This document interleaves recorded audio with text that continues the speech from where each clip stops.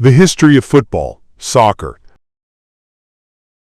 The game of football, also known as soccer in some regions of the world, has a lengthy history. The modern game of football originated in England in the mid-1800s. However, there were several iterations of the game that predate it and are part of the history of football, early history and the precursors of football.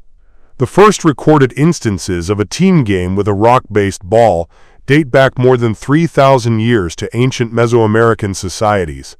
Although there were many variations of the game played across vast areas, it was created by the Aztecs and was named Chitali. On some ceremonial occasions, the losing team's captain would be offered as a sacrifice to the gods, and the ball would represent the sun. Because no other early culture had access to rubber, the bouncing ball used in Mesoamerican ball games was a distinctive feature. The earliest ball game that was known to have used kicking place known as Cuju. It was used in China in the 3rd and 2nd centuries BC. Cuju was played on a square space using a spherical ball that had feathers or sewn leather inside. Later, a modified version of this game called Kemari, which was played in ceremonial settings, made its way to Japan. In the 1800s, white immigrants claimed that Marngook, a ball game played by Aboriginal Australians that mostly involved kicking, was even older than Cuju. Date back to the 7th century. However, ball games were not included in the Pan-Hellenic games due to their poor rank. Ball sports were played during military drills known as harpastum in ancient Rome, rather than as part of the entertainment on the large arenas, amphitheaters. Football was introduced to the British Isles by the Roman culture. It's unclear how much the British people had evolved their own variations and how much they were impacted by this variety. The game of football takes its form. According to the most widely accepted theory, the game was created in England during the 12th century. Football-like sports were played on English highways and fields during this century. In addition to kicks, the game also included fist blows to the ball. In comparison to modern football, this early variation was also far rougher and more brutal. The fact that the games were played over wide areas in towns and included a huge number of players was a key characteristic of the football's predecessors. Calcio, an analogous game played in Florence in the 16th century. These games' rampage would harm the community and occasionally result in participant deaths.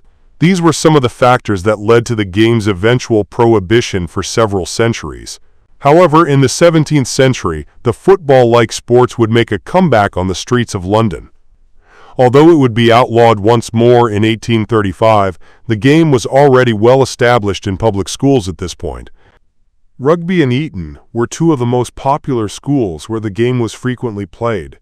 The game we currently know as rugby originated from rugby, where the rules allowed players to pick up the ball with their hands. At Eton, however, the ball was played solely with the feet, and this game is considered to be a near forerunner of modern football.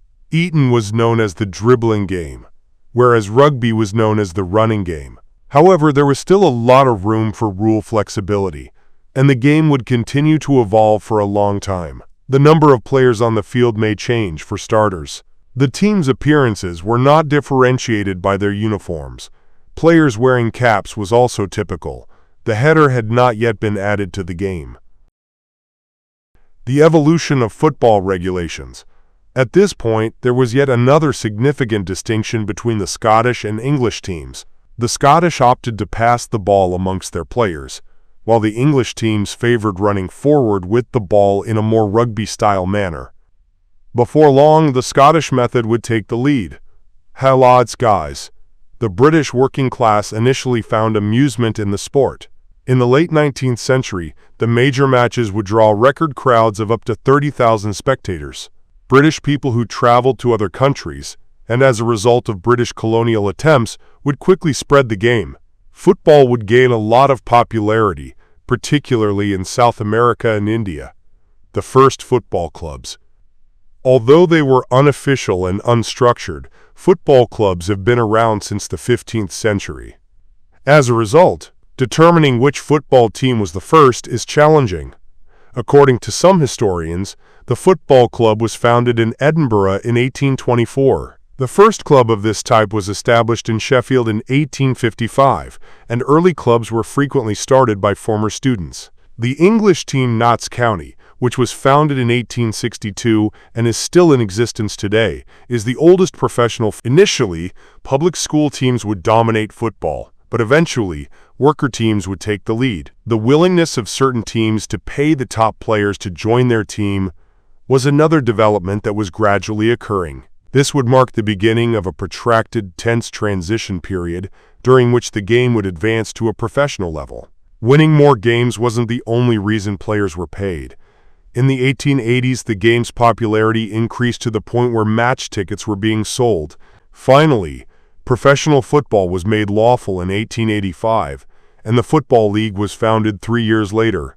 12 clubs entered the league in the inaugural season, but as more clubs showed interest, the competition quickly spread into further categories. The British teams would dominate for a long period. Clubs from Prague, Budapest, and Siena would be the main competitors for British supremacy after a few decades. For a long time, women were not allowed to play games, as is the case with many things in history. Women did not begin playing football until the late 19th century. Inverness hosted the first recognized women's game in 1888, the first competitions. There were now more milestones to come. When the Football Association Challenge Cup, FA Cup, was first held in 1871, it became the first significant competition. The first ever encounter between two national teams took place the following year. At Hamilton Crescent, 4,000 spectators watched the England versus Scotland game, which concluded in a scoreless draw. The image displays illustrations from this occasion. The inaugural international competition, which featured 4 national teams, England, Ireland, Scotland, and Wales, took place 12 years later, in 1883. Initially a British phenomenon, football eventually made its way to other European nations.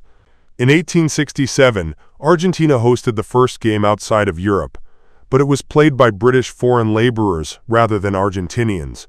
Representatives from France, Belgium, Denmark, the Netherlands, Spain, Sweden, and Switzerland signed a foundation act. There were domestic leagues in several nations.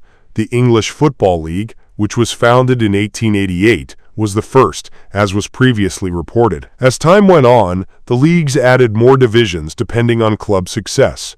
Football would be added to the Olympic program as an official sport for the first time in 1908. The Olympic Games football competition was the most prestigious on a national level until the inaugural FIFA World Cup was held in 1930. It was not until 1996 that women's football was added. Black players. The white guy dominated for a long period, much like in many other sports. Football has historically been regarded as a sport with a mix of black and white players, and black players began to appear very early in the game compared to other sports like tennis. In the 1880s, Andrew Watson, who is regarded as the first black player in Britain, played at Queen's Park, a club in Scotland, a game of passion. Viewers' football is one of the few sports that exhibits such a high level of passion. Cheering people crowd the arenas, and even more people watch intently and occasionally very enthusiastically in front of the television. Goodison Park was constructed in England to hold football matches as early as the late 1800s. The FA Cup final between Bolton Wanderers and Notts County in 1894 drew 37,000 spectators. The building of Maracana Stadium represents a turning point in the evolution of football stadiums. Nearly 200,000 people could fit in Rio de Janeiro's magnificent stadium in 1950. Stadiums with such capacity have never been constructed for a sport. There have been 2 distinct fan culture traditions on the arenas, South American and British. The singing tradition was taken up by the British supporters, who drew inspiration from a variety of sources, including the great modern competitions. Today, the FIFA World Cup is the only sporting event that can compete with the Summer Olympics. Since its inaugural FIFA World Cup in Uruguay in 1930, the competition has taken place every 4 years, with 2 breaks because of World War II. China hosted the inaugural Women's World Cup in 1991, and it has since returned every 4 years.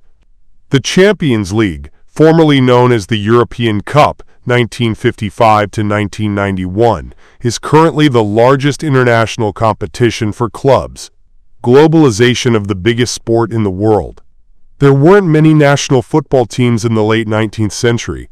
The first teams to play against one another were England and Scotland in the 1870s. The Fédération Internationale de Football Association, FIFA, the global governing body of football, now consists of 211 national associations. The number of countries competing in the World Cup qualifiers increased from 32 in 1934 to over 200 in 2014, which is another indication of globalization.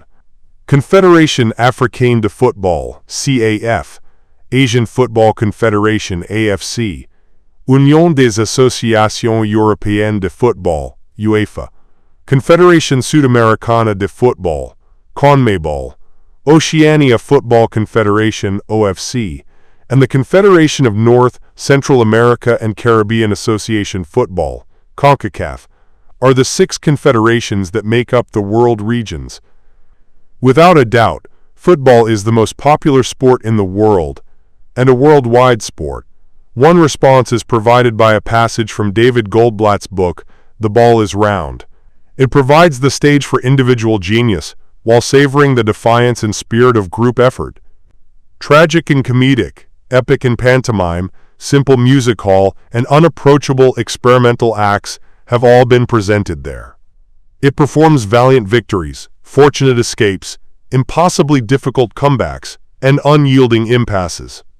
It encapsulates the genius of improvisation and chance, the ambiguity of human skill and the human heart, and the brightness of unpredictability. The name of the game, football or soccer. Let's continue with some interesting stories about football in the next episode. Don't forget to subscribe, like, and share, and be the first to know.